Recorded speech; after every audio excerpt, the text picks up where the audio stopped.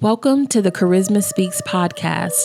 Karizma delves deep into the heart of the controversy, uncovering truths and voicing opinions on provocative topics, fair use commentary, analytical insights, and a search for justice. This isn't for the faint of heart. Viewer discretion is strongly advised.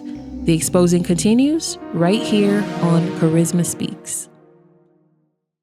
Welcome back to the Karizma Speaks YouTube channel and Karizma Speaks podcast. In today's video, we will talk about the alleged witness to Angie Stone's fatal crash. We will go ahead and fill in the blanks, and I will go ahead and give you timelines of exactly what happened. Make sure you hit that like button and subscribe to the channel if you haven't already. Around 4:20 a.m., Angie Stone reportedly left the 2025 Grand Marshals Ball in Montgomery, Alabama. Her manager, Deborah Champagne, claimed Angie was traveling to Baltimore to perform at a basketball halftime show, contradicting earlier reports that she was headed back to Atlanta. According to the Alabama Law Enforcement Agency, Angie was a passenger in a 2021 Mercedes-Benz Sprinter. The driver of the Sprinter was traveling north on I-65 when he allegedly fell asleep at the wheel, which caused the vehicle to veer off the road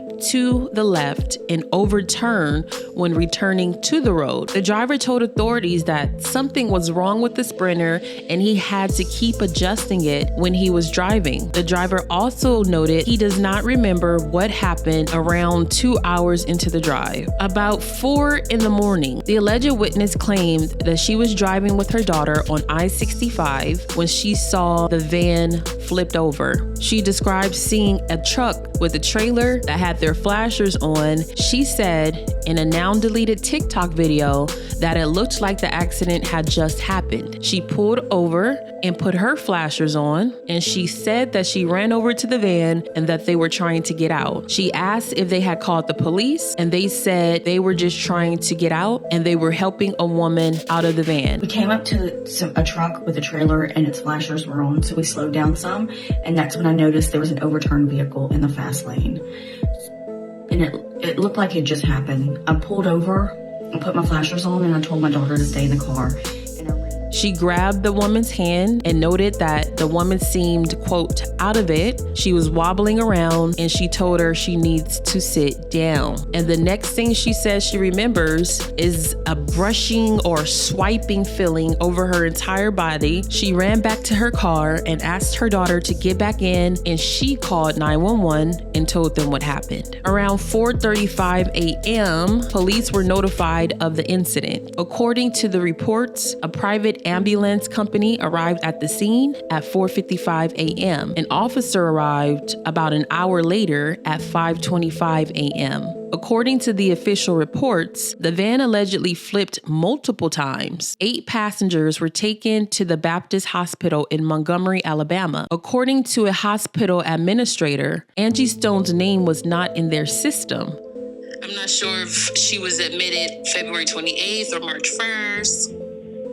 I don't see a name. But it was confirmed that the protocol is to transport all passengers to the hospital regardless of their condition. So according to the video that I have, the witness said that she helped a woman. She did not say Angie's name. We came up to a truck with a trailer and its flashers were on, so we slowed down some, and that's when I noticed there was an overturned vehicle in the fast lane. I pulled over and put my flashers on, and I told my daughter to stay in the car, and I ran over. It was a van, and I ran over, and there were so many people in this van, and they were just trying to get out. And I asked if they'd called the cops, and they said, we're just trying to get out.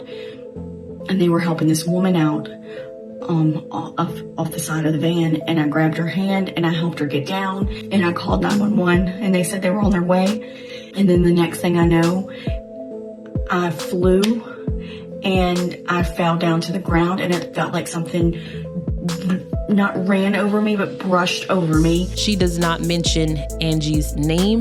She just described the accident. And also keep in mind that there were allegedly a total of 9 passengers. So according to public records, Angie was pronounced dead at the scene. Her body was reportedly not transported to the hospital, or it was not confirmed to be transported to the hospital. Angie was deceased on the scene because once the van was flipped over, allegedly there was another vehicle. Initially, they told us that it was 2 vehicles. It was a vehicle that flipped the van over, and then it was the diesel and caused Angie's fatality. It's really confusing now because the reports say something different. The reports say that the driver of the Sprinter van was sleeping. He fell asleep. The van veered off the road and he tried to swerve it back on the road allegedly, and that's when it flipped over allegedly multiple times. And once it was already flipped over, this is where the story gets a little confusing, because according to the witness, she saw a diesel truck already parked to the side with their flashers on. So were there 2 diesels? What's going on? So this is what we want to know. Not all the details are out. These reports provide more information. The alleged witness deleted her TikTok account. The witness posted several TikTok videos describing her experience. Shortly after that, she removed the videos and then deleted her TikTok account. I contacted her for clarification before she deleted the TikTok video, but I have not received a response. So there's still some unanswered questions and inconsistencies with this story, and the investigation is ongoing, so keep that in mind. Reports claim that Angie was unresponsive. The sudden deletion of her TikTok account raises questions too. Was it due to public backlash, public pressure? Sometimes times can get mixed up, details can get mixed up. We came up to a truck with a trailer and its flashers were on, so we slowed down some, and that's when I noticed there was an overturned vehicle in the fast lane. I pulled over and put my flashers on, and I told my daughter to stay in the car, and I ran over. It was a van, and I ran over, and there were so many people in this van, and they were just trying to get out, and I asked if they'd called the cops, and they said, we're just trying to get out. And they were helping this woman out off the side of the van, and I grabbed her hand and I helped her get down. And then the next thing I know, I flew and I fell down to the ground, and it felt like something not ran over me, but brushed over me. And I called 911 and they said they were on their way. We have a private investigator on the case. We're just getting a runaround.